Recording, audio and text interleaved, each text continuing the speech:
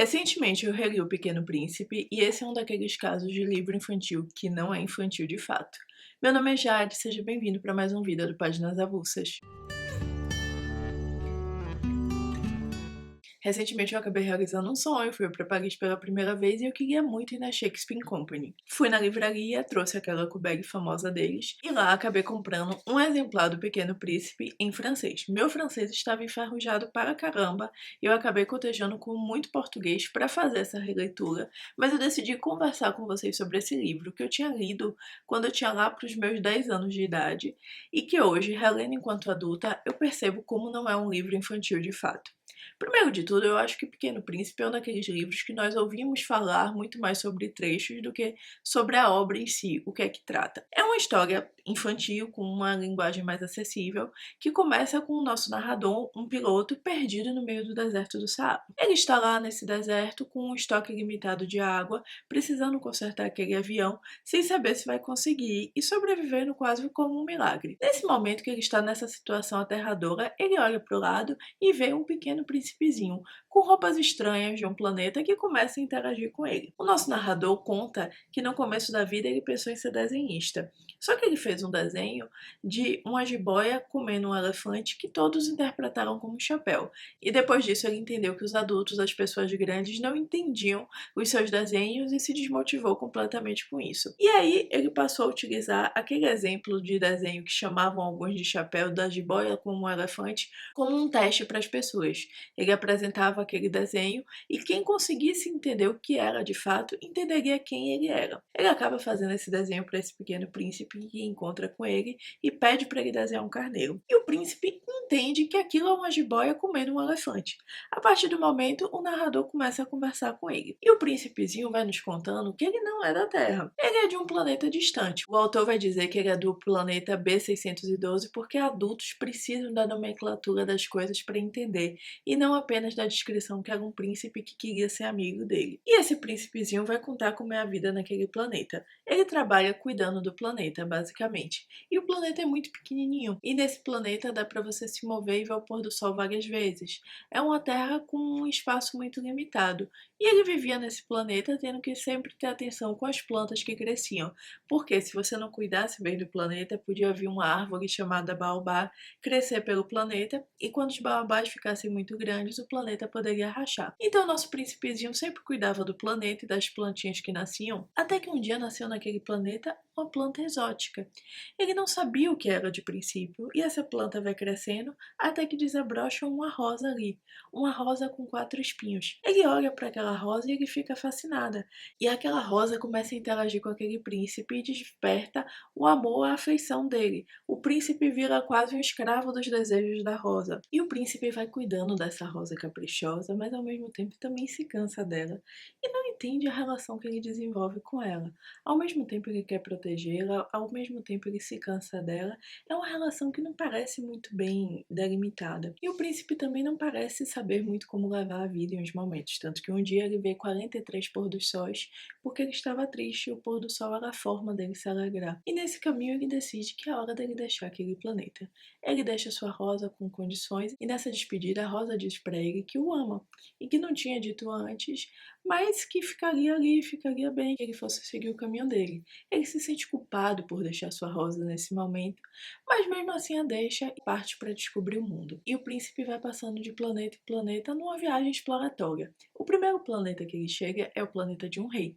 Só que é um rei de um planeta vazio. E esse rei começa a dar ordens para o pequeno príncipe que ele não entende muito bem. O rei dá ordens muitas vezes contraditórias, que você soluça e que pare de soluçar. E o rei explica que as ordens dele precisam ser ponderadas. Então, as ordens dele só vão surtir efeito se as pessoas acreditarem nas ordens dele, se forem inspiradas na realidade. Então é por isso que ele muda de opinião.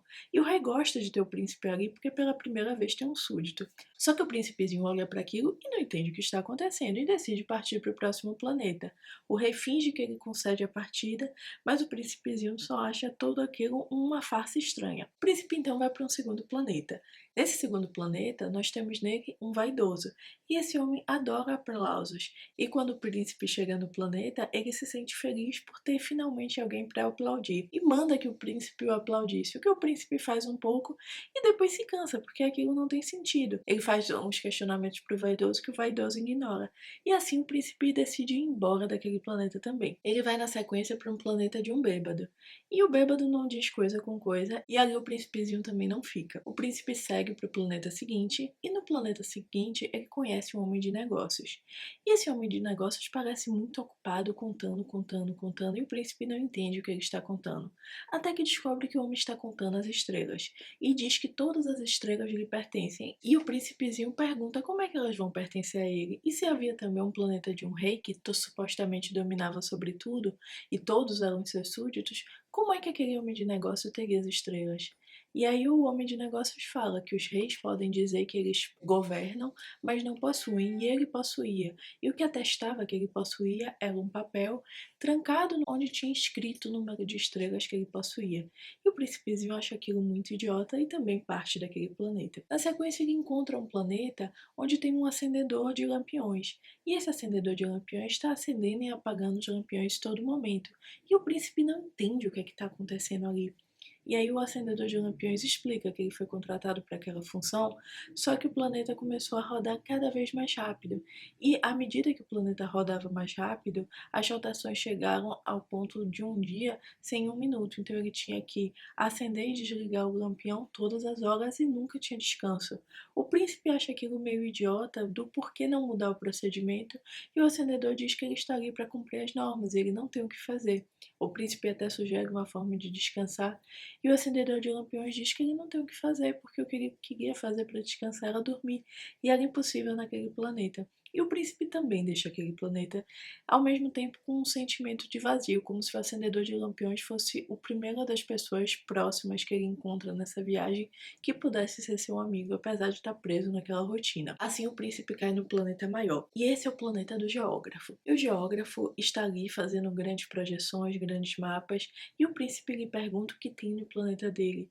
E o geógrafo diz que não sabe, porque o papel do geógrafo era apenas registrar as coisas produzidas pelos aventureiros, sendo que ele também tinha que verificar se o aventureiro tinha ou não credibilidade para falar as coisas e registrá-las, porque se o aventureiro fosse um bêbado, por exemplo, diria que tem dois montes, quando na verdade só tem um.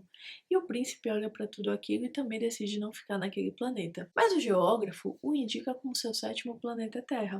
E o príncipezinho vai para a Terra, que é um planeta grande de muitos homens. Só que quando ele chega lá, ele acaba pousando num deserto. E ele não encontra homens, aquela terra de 2 bilhões de pessoas. Lembremos que é um livro escrito em 1940, mais ou menos. Foi publicado pela primeira vez em 1943. Então, era um mundo muito menor que o nosso de hoje, de 8 bilhões, mas nesse ponto são 2 bilhões na época do príncipezinho. Nesse mundo de 2 bilhões, ele não encontra pessoas naquele deserto, mas ele acaba cruzando com muitas rosas. Ele cruza com um campo de rosas enormes. Todas aquelas rosas são iguais à rosa dele. E ele se sente um pouco trajado, porque a rosa dele, que o fazia alimentar os caprichos dela, sempre se disse única. E ele olha para aquelas rosas, e em um único jardim tem mais de 5.000. Ou seja, a rosa dele não era única, era só mais uma rosa. E ele segue nessa terra até que ele cruza com uma raposa. Só que essa raposa, de onde vem aquelas frases mais famosas que nós conhecemos, o essencial é invisível aos olhos, tu te tornas responsável por tudo aquilo que cativas, é a conversa do príncipe com a raposa vem ensinar para ele que podem existir muitas coisas, muitas raposas, muitas rosas, muitas pessoas, mas o que faz a diferença é se aquela pessoa é especial para você, se você a cativou. Quando você a cativa, você tem necessidade do outro e o outro tem necessidade de ti. A partir do momento em que a raposa fosse cativada pelo príncipe, tudo que ela visse que relembrasse a cor dos cabelos dele e ele como um todo, sempre trariam para ela aquele sentimento de saudade dele, porque ele conquistou um lugar na vida dela. Assim como para ele, ela seria uma raposa diferente de todas as outras. E aí ele pensa na sua rosa e naquele sentimento que ele tem em relação a ela e percebe que aquela rosa, para ele, é especial e diferente das outras rosas. Quando ele volta a encontrar as 5.000 rosas, elas não parecem mais como a dele, porque a dele o cativou. E a dele é especial e ele sente isso e ao mesmo tempo começa a alimentar um desejo de voltar para aquela rosa dele, para aquele planeta dele. E nessas reflexões dele, nessas andanças na Terra, ele cruza com o nosso narrador, que é o aventureiro, que está ali tentando consertar o seu avião. E aquele aventureiro se sente ao mesmo tempo envolvido por aquele pequeno príncipe, pelas histórias dele, como ao mesmo tempo confrontado com a sua própria praticidade da vida. E ele e o príncipe vão se cativando mutuamente, como nas palavras da raposa. Só que ali é um deserto, em um dado momento ele precisa carregar o príncipezinho sobre as estrelas para ir buscar água, porque ele já estava morrendo de sede, até que por um milagre ele consegue ajeitar esse avião. E quando ele vai encontrar o príncipe, ele vê o príncipe conversando com a serpente. Essa serpente o príncipe encontrou no começo da sua viagem para a Terra e disse que tinha um veneno suficiente para levá-lo para o seu planeta de volta, ou seja, para acabar com a vida dele ali. E o príncipe está meio que negociando com aquela serpente. O nosso aventureiro tenta tirar o contato do príncipe com a serpente, mas não é muito bem sucedido. E no final das contas, o príncipe decide voltar para o seu planeta e para isso recorre à serpente. Um ano depois da sua chegada na Terra, a serpente o pica, o príncipe explica que precisaria deixar aquela casca para voltar ao seu planeta porque aquela casca é grande demais, mas ele precisava voltar para sua rosa.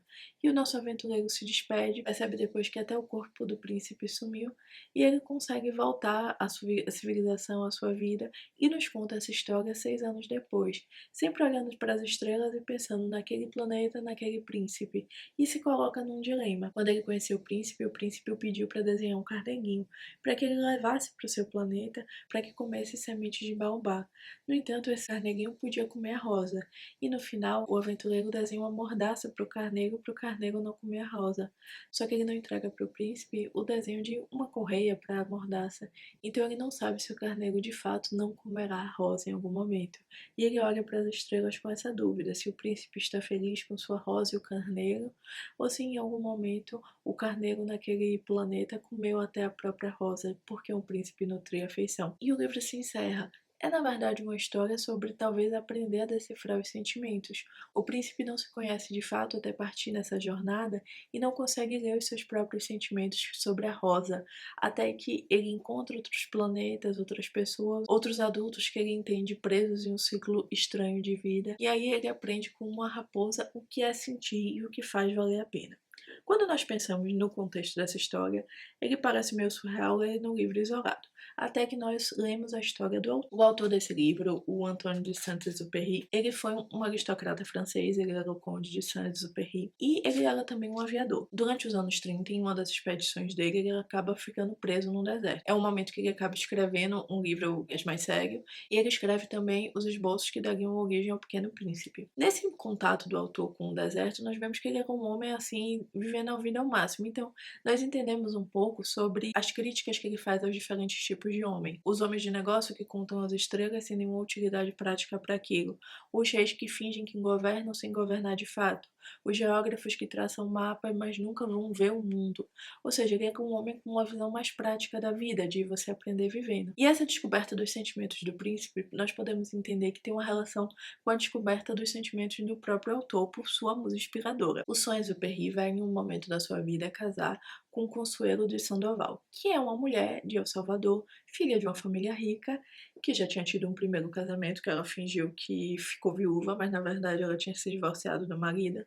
Teve um segundo casamento em que ela de fato ficou viúva, até o momento que ela conhece o Saint-Exupéry. Ela é uma mulher que é descrita pela história como muito bonita, mas também muito segura de si. É uma mulher que vai conhecer o autor já em um momento da vida que tinha tido outros relacionamentos amorosos, afinal ele acaba sendo seu terceiro casamento. É uma mulher com independência financeira, é uma mulher livre, e o Saint-Exupéry, em muitos momentos, parece não entender os sentimentos que ele tem por ela. E alguns especialistas falam que, na verdade, essa alegoria do Pequeno Príncipe e da Rosa é muito sobre o relacionamento dos dois. Consuelo seria a rosa dele, que ele não sabe o que sentir. E o autor tem registros de sua vida sobre ter sido infiel a Consuelo durante o casamento deles, e aparentemente infidelidade infidelidade era mútua, e esses registros de infidelidade talvez sejam o que inspirem o campo das rosas, em que ele vê muitas rosas que parecem com a sua, até o momento que ele entende que a sua só é única pelo sentimento que ele nutre por ela. Esse livro acabou sendo tão popular por ser uma história acessível para crianças e que ganha uma segunda camada muito interessante para adultos. O autor nunca viu o tamanho que esse livro tomou. Esse livro foi um sucesso de vendas logo no seu início e hoje acho que é ainda o terceiro livro mais vendido do mundo, algo assim. Mas o autor não viveu muito tempo depois da sua primeira publicação.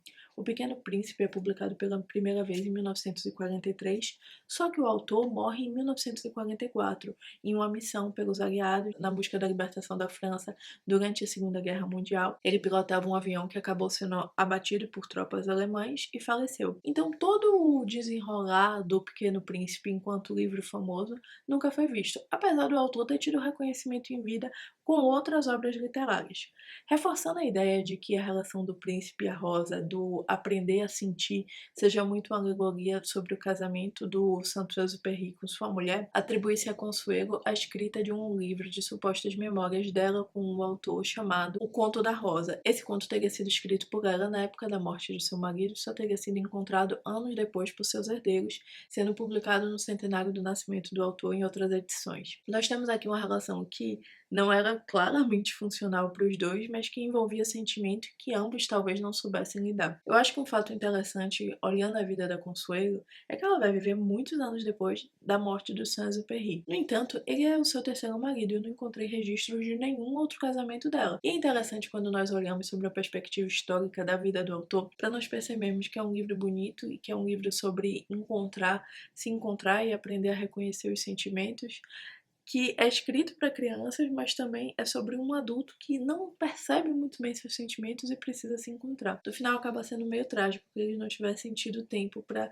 se reencontrar de fato e aquela rosa ser puramente única para ele, ou seja, aquele relacionamento dos dois ser único entre os dois e eles tentarem fazer funcionar. Mas infelizmente a vida real nem sempre é como um livro de fantasia. Ele sabia o que sentia, mas não sabia descrever, e quando aprendeu a descrever, talvez já tenha sido num momento mais tardio, já que eles ficaram casados até a morte dele, mas em um período entre guerras e afins, nós podemos pensar que eles nunca plenamente conseguiram colocar em prática, aprender a dizer os sentimentos e aprender a viver de forma que um cativasse o outro sem ao mesmo tempo prender e podar. É um livro muito bonito, eu acho que funciona muito mais para adulto do que para criança, ou pelo menos para adolescente, para você entender, porque eu acho que uma criança lê isso aqui de uma forma muito mais lúdica, entende algumas coisas como as sátiras ao mundo dos adultos e as coisas inúteis que nós fazemos muitas vezes, mas não entende essa carga simbólica sobre os sentimentos que é o que o príncipe vai descobrindo e que talvez seja o ponto mais interessante de reler enquanto adulto. Esse livro acabou sendo uma ótima releitura e eu sinto que a visão que eu tenho ao relê-lo depois de adulta torna ele muito melhor do que a leitura que eu fiz quando criança. Quando criança eu achei uma historinha ok, meio triste, mas em nenhum momento eu entendi a dimensão dos sentimentos por trás da relação do príncipe com a Rosa. E no final a raposa torna-se o elemento mais sábio dessa história, porque ela consegue entender que o que faz alguém único é o seu papel na vida do outro, que é o que o príncipe leva o livro todo para entender. Eu recomendo muito essa leitura, se tiver a oportunidade leia, é um daqueles livros que já está no domínio público, então é muito mais fácil de se ter acesso. Mas o vídeo de hoje fica por aqui. Se você gostou do vídeo, curte o vídeo, se inscreve no canal e nos vemos no próximo vídeo. Tchau, tchau, gente!